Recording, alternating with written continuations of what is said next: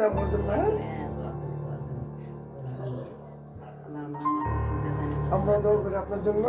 আপনার ছেলে যদি বেঁচে থাকে ইনশাআল্লাহ সেটা আমরা খুঁজে আমি পাই তো খুঁজে বার করি থাক না, ওর তো ওরা রাখছে যে এই তো আমি দরবারে আমি বেঁচে আছে আল্লাহর রহমতে আরে পাবেন। এ বেতানছি না এ তো রোই বলাইতে সনিয়া এই যে জানালা দিয়ে বলাইতে এমনি সনিয়া গো আমু আর দা বড়টা বলা এই তো বাপে টানা ছিল এই ঘরে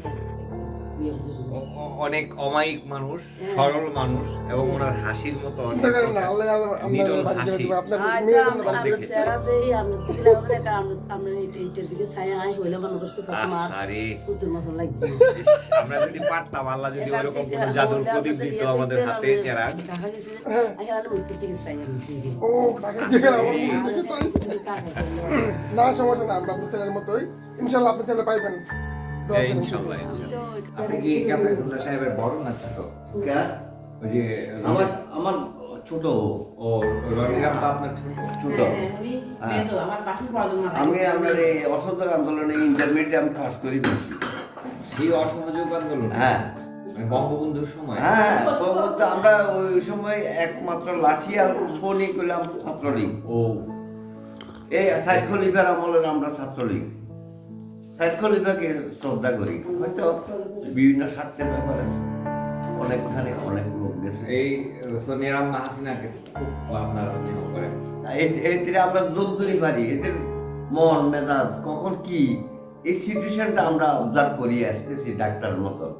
আলহামদুলিল্লাহ। যৌন ইয়া করে দিচ্ছে আমরা, মানুষের মানসিক যে ব্যাধি, জি জি। এটা বিশেষ করে রনির আম্মা একটা রিসার্চ করতে করতে তারা এনাই ডাক্তার হয়ে গেছে কেন? ডাক্তার তখন সে কখন কি বলবো। আর ওয়াইফ যেহেতু রনির আম্মার আগে আসছে, জি জি হাসিনারে দেখছে, এই যে হাসিনার ছেলের বাচ্চা, জি। আমার ওয়াইফ আরো কিছু বলতে পারে। উফ, খেতো হ্যাঁ। তো হাসিনার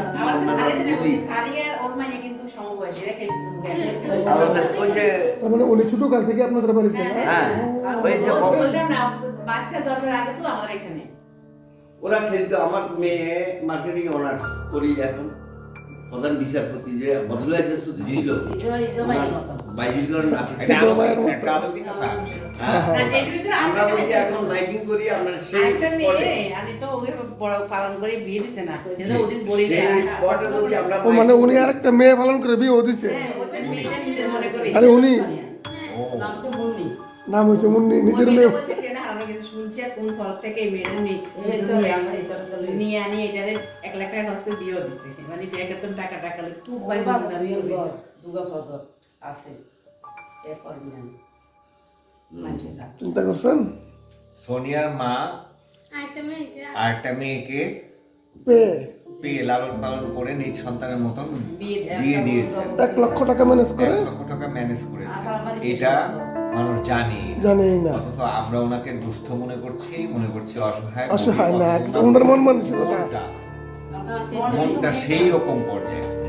ভাইজান আমরা যদি এই যে দিলে আর তো আমরা ছাড়ি না, কারণ ভিক্ষা করার জন্য এই সোনিয়ার মা একটা মেয়েকে অ্যাডাপ্ট করে লালন পালন করেছে এই কান্নাকাটি করি, এই পা দেখা এবং বড় করে বিয়ে দিয়ে। আমার এই করছে, এই পা দেখায় যে আমরা যদি এখন মাইকিং করি, হাজার হাজার মানুষ আসবে সোনিয়ার ঘটনা উদ্ঘাটন করছে এই লোকেরা। হ্যাঁ হ্যাঁ হ্যাঁ। আপনারা মানে আপনাদেরকে সেখানে আমরা স্টেজ করিয়ে রাখতে পারি।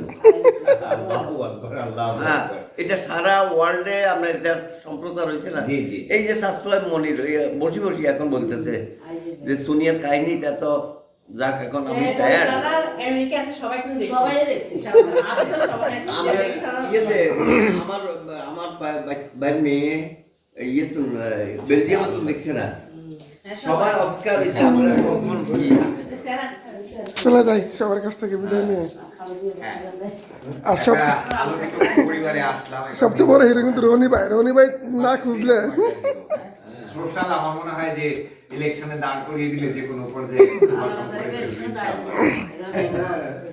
আমার দাদা আমরা যখন প্রেসিডেন্সিয়াল ফোরাম অফ চেয়ারম্যান ছিলেন, তখন আমার দাদা ভাইস প্রেসিডেন্ট ছিল একবার।